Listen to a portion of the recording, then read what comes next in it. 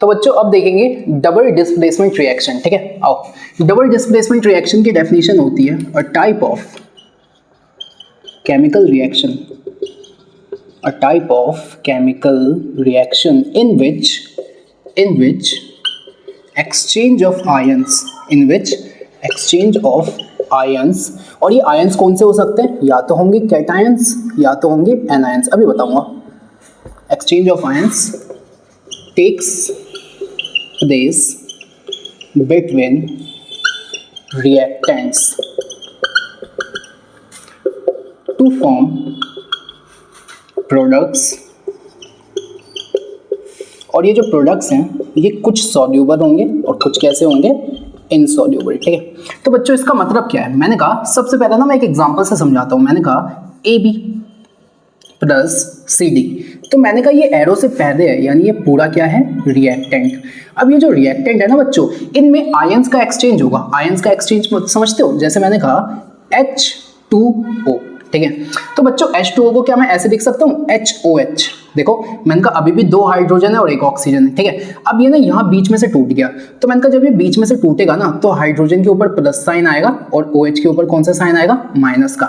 जिस एलिमेंट के ऊपर पॉजिटिव का साइन होता है ना उसको मैं कैटायन बोलता हूँ, और जिस एलिमेंट के ऊपर नेगेटिव का साइन होता है उसको मैं एनायन बोलता हूँ। जैसे मैंने कहा HCl, ऐसे लिखा HCl, यहाँ से टूटा तो H के ऊपर पॉजिटिव, Cl के ऊपर नेगेटिव, तो मैंने कहा इस बार ये क्या हो गया, कैटायन, और ये क्या हो गया, एनायन। अच्छा, अब मैं कहता हूं कैटायन और एनायन को साथ में एक छोटा सा वर्ड बोलता हूं, आयन। आयन का मतलब है पॉजिटिव भी हो सकता है, नेगेटिव भी हो सकता है, तो कैटायन भी एक आयन है, एनायन भी एक आयन है। आयन 2 होते हैं, कैटायन और एनायन, पॉजिटिव वाला कैटायन, नेगेटिव वाला एनायन। ठीक है, अब देखना, तो यहाँ पे मैं अभी डेफिनेशन समझाऊंगा, बट अभी बात सुनो जो समझा रहा हूँ। देखो, तो मैं कहता हूं कि ये जो ABCD है ना, तो पहले वाले पे पॉजिटिव आ गया, दूसरे पे नेगेटिव। ठीक है, अच्छा, फिर इस वाले पे पॉजिटिव आ गया, इस पे नेगेटिव। तो मैंने कहा ये जो पॉजिटिव वाला है ना, ये चाहता है, ये पॉजिटिव वाला चाहता है इससे दूर जाना और इस नेगेटिव के पास जाना, क्योंकि पॉजिटिव नेगेटिव की तरफ जाता है। तो अब A किसके साथ चला गया, C के साथ। अब मैंने कहा B वाला क्या है, नेगेटिव, और D वाला कैसा है, पॉजिटिव, तो B किसके साथ चला गया, D के साथ।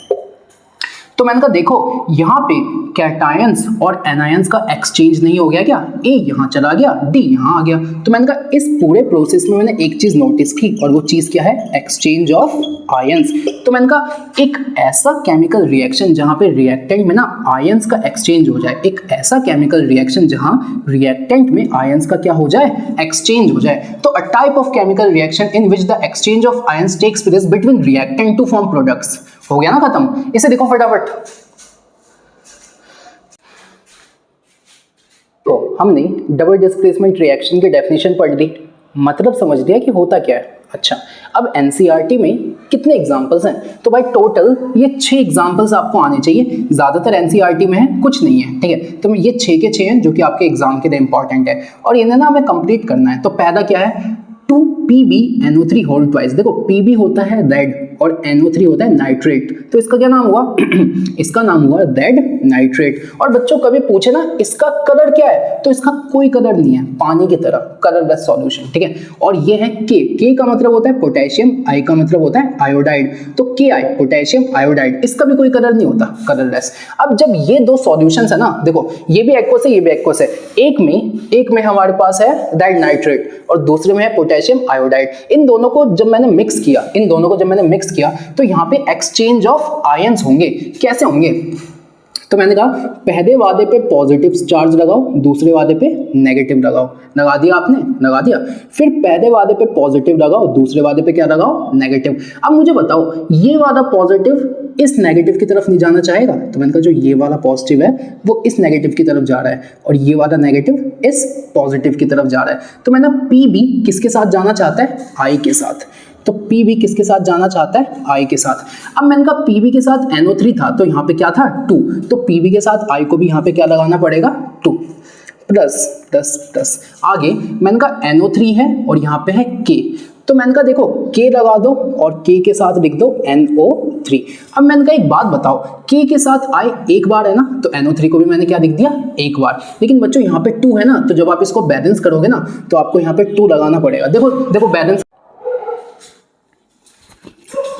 ठीक है। तो देखो ये रिएक्शन बनी PbI2 प्लस 2KNO3, ये बनी। अच्छा अब बच्चों इसका क्या कलर होता है, तो ना ये येलो कलर का होता है। किस कलर का होता है, येलो कलर का। और इसका कोई कलर नहीं होता, कलरलेस। अच्छा अब आगे आओ, तो मैंने कहा BaOH होल ट्वाइस, इसका नाम होगा बेरियम हाइड्रोक्साइड, इसका नाम होगा बेरियम हाइड्रोक्साइड। और NH4Cl, बच्चों देखो कभी भी NH3 देखोगे ना, इसका मतलब होता है एमोनिया। और कभी भी NH4 देखोगे ना, इसका मतलब होता है एमोनियम, एमोनिया, नियम और एमोनियम, ठीक है। तो यहाँ पे NH4 है ना, तो इसका नाम हो गया एमोनियम, और Cl की वजह से क्या नाम हो गया, क्लोराइड, तो इसका नाम होगा एमोनियम क्लोराइड।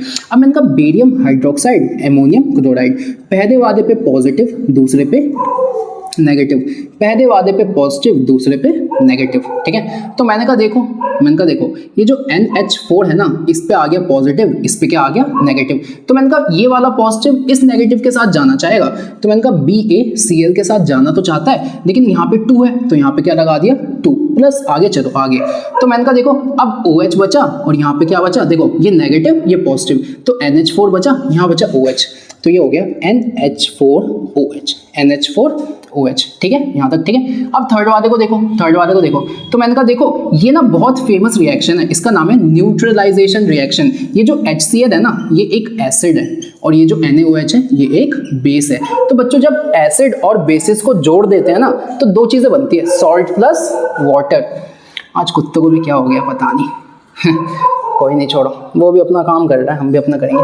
तो HCl हो गया एक्वस और NaOH भी हो गया एक्वस। अब जब इन दोनों को मिक्स करोगे ना, तो देखो H पे आ गया पॉजिटिव, Cl पे आ गया नेगेटिव, Na पे आ गया पॉजिटिव और OH पे क्या आ गया, नेगेटिव। तो मैंने कहा ये जो पॉजिटिव वाला H है किसकी तरफ जाना चाहता है, OH की तरफ। तो मैंने कहा H जाना चाहता है OH के साथ, ये पॉजिटिव था ये नेगेटिव था। अच्छा आगे आगे आगे, तो मैंने कहा Cl नेगेटिव है, Na पॉजिटिव है, तो Na पॉजिटिव है और Cl क्या है, नेगेटिव।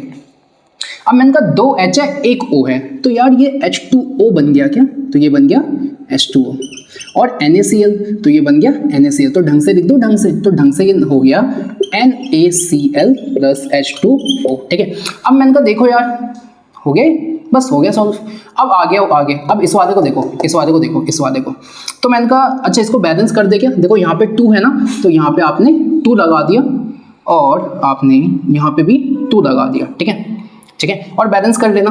अब यहाँ आओ BaCl2 को देखो, BaCl2 को, तो मैंने कहा इसका नाम हो गया बेरियम क्लोराइड और इसका नाम हो गया सोडियम सल्फेट, बेरियम क्लोराइड और सोडियम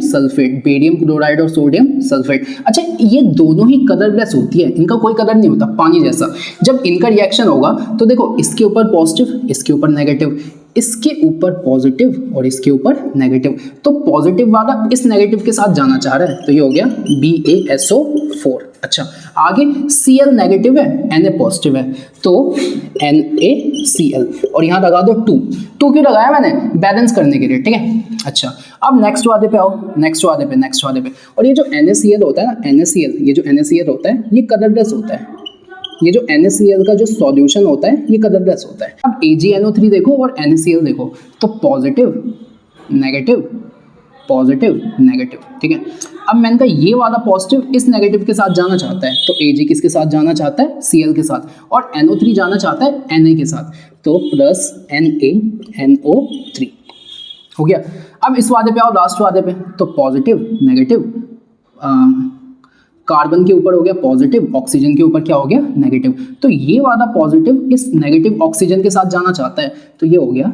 देखो बच्चों ये वाली रिएक्शन तो आपको याद है, ये है सिलेक्डेनाइम, ये है CO2, सिलेक्डेनाइम प्लस CO2 बनाता है CaCO3 प्लस क्या बनाता है, तो प्लस बनाता है H2O, और ये जो H2 है ना ये बाद में जाके क्या हो जाता है, ये बाद में जाके इवेपोरेट हो जाता है, बाद में जाके क्या हो जाता है, इवेपोरेट। पूछ दिए तो आप बता देना कि ये जो BaSO4 है और ये जो AgCl है, इन दोनों का जो कलर होता है ना, ये होता है white insoluble precipitate, white insoluble precipitate. मतलब ये दोनों सॉल्यूशन में बन जाते हैं, सफेद कलर के बनते हैं, और जैसे मैंने कहा यहाँ पे ये दोनों बन गए तो नहीं सफेद कलर के बनेंगे और सॉल्यूशन के नीचे नीचे जमा हो जाएंगे, तो इनका नाम है व्हाइट इनसॉल्युबल प्रेसिपिटेट। ठीक है, तो ये आपके 6 के 6 डबल डिस्प्लेसमेंट रिएक्शन थे जो कि आपको आने चाहिए। ठीक है, इनसे बहुत क्वेश्चंस बनते हैं, ऐसा बोलेगा इस रिएक्शन को कंप्लीट करो, इसको कंप्लीट करो, इसको कंप्लीट करो, इसको कंप्लीट करो, इसको कंप्लीट करो, इसको कंप्लीट करो, या फिर ऐसे भी क्वेश्चन आएगा कि ना आपसे बोल देगा, इसका नाम बोल देगा,